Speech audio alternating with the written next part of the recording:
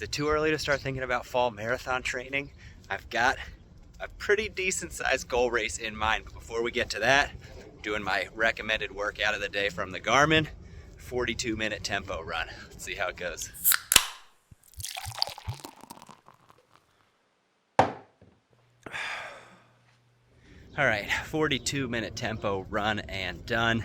That's 10-minute warm up, 22 minutes at tempo pace, 10-minute cool down. The goal pace was 8:05. I hit 8:06, so feel pretty good about that. According to Garmin, it said I hit this workout 96% accurately. So I'm assuming those 4% are just anytime I maybe bumped out of the goal pace zone, but overall felt really good. Felt good to get some speed in my legs.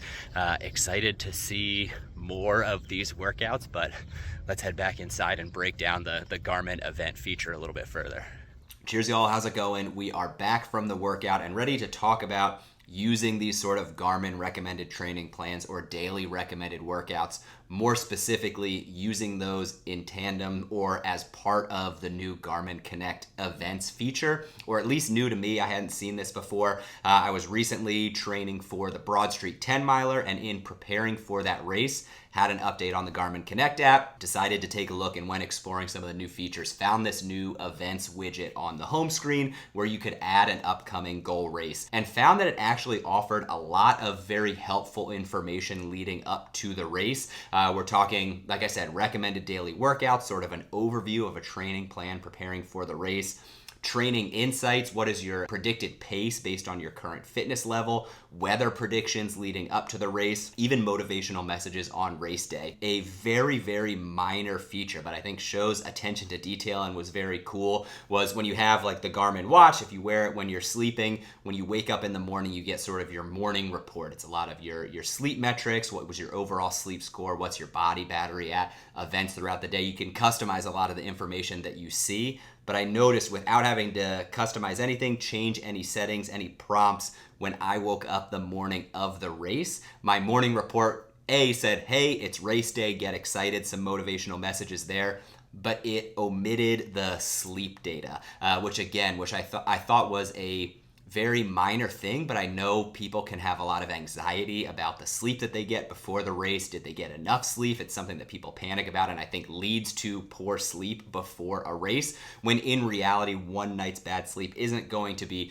too detrimental to your performance. Obviously, you could look that information up in the app. It just removed it from that daily report, so it wasn't the first thing you were greeted with on your watch when you woke up in the morning. I just thought that was a very cool change, really customizing that messaging the day of your race about getting you excited about the race itself, not having you worry about maybe some factors that are now out of your control. Overall, like I said, I really enjoyed a lot of the new features, but couldn't truly put them to the test because I wasn't putting myself through a rigorous training block leading up to that race. So now, as I'm shifting my goal towards that fall racing season, have a big goal race on the horizon, maybe looking at a fall marathon, I figured I would truly put it to the test, try adding this new event and holding myself a little bit more accountable and trying to adhere to some of these training plans to see how effective it is in helping me to prepare for this race. Now, I am not ready to officially announce what race I'm looking at, but I will tell you I've hidden a few Easter eggs in this video, two to be exact.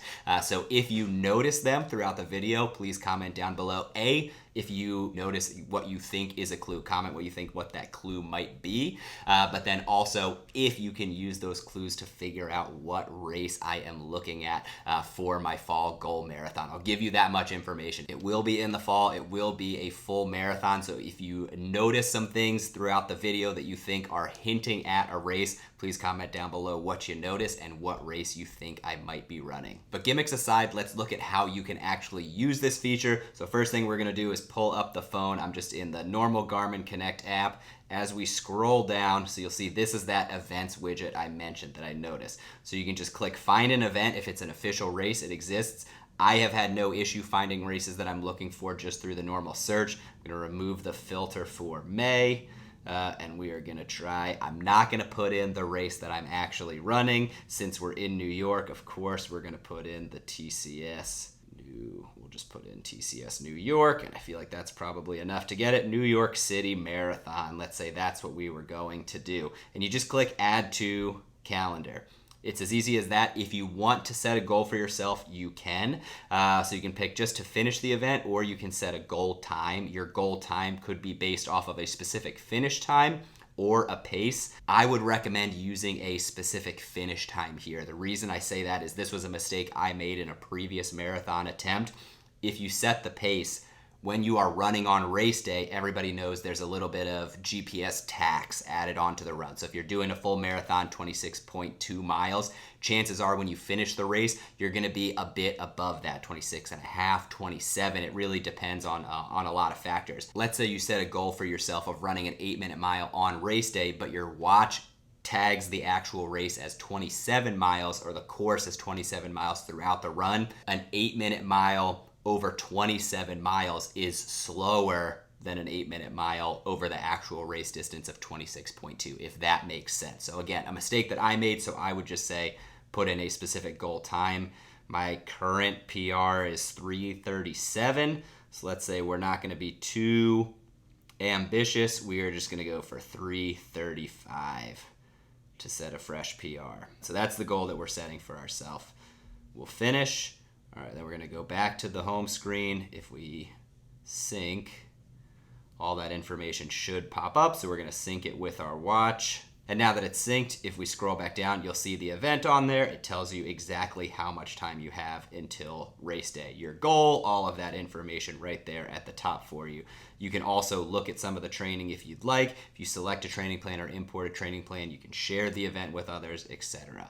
But that's everything that I use the app for. Now let's take a look at what happens on the watch itself. So looking at the watch, I just synced it with the app. You have all of your widgets. If you just go, we won't go through all of them. I know mine's at the bottom, so I'm just gonna scroll from the start, and here you are. You can see a basic overview or a snapshot in the widget of what the event is, how much time you have left, and what your current predicted finish time is based on your current level of fitness. I will say here, I don't hold a lot of weight with the goal or with the predicted finish time. I feel like that's something that tends to be pretty significantly off. I think as I prepared for Berlin, I think my predicted finish time was like 4:05, 4:10, and I ran that in 3:50. Again, this varies for each person, but I don't give a lot of weight to that specific number. What I do look at is the trend of that predicted finish over time. So if my predicted finish is getting faster, obviously Garmin thinks my fitness is increasing. That's the information that I'm looking at as opposed to the time itself. But if we go ahead and click on that to expand it, you see just a little bit more information, the specific countdown, what time the start is. As we scroll down, this is a graph of that predicted finish time. So again, this is what I'm looking at, the trend over time. You can see I've been running a lot more over the last 4 weeks. I've been rebuilding that base. So that predicted finish time has already come down significantly over the last 4 weeks. That's a great sign. That's what I want to continue to see over the next several weeks, months, etc., leading up until race day. And if you scroll down again, this is a feature that I love. It shows you, obviously we are very far away from race day, what are the average temperature, what is the average weather on that date year after year. Looking at past years, what is the average weather you are looking at on race day.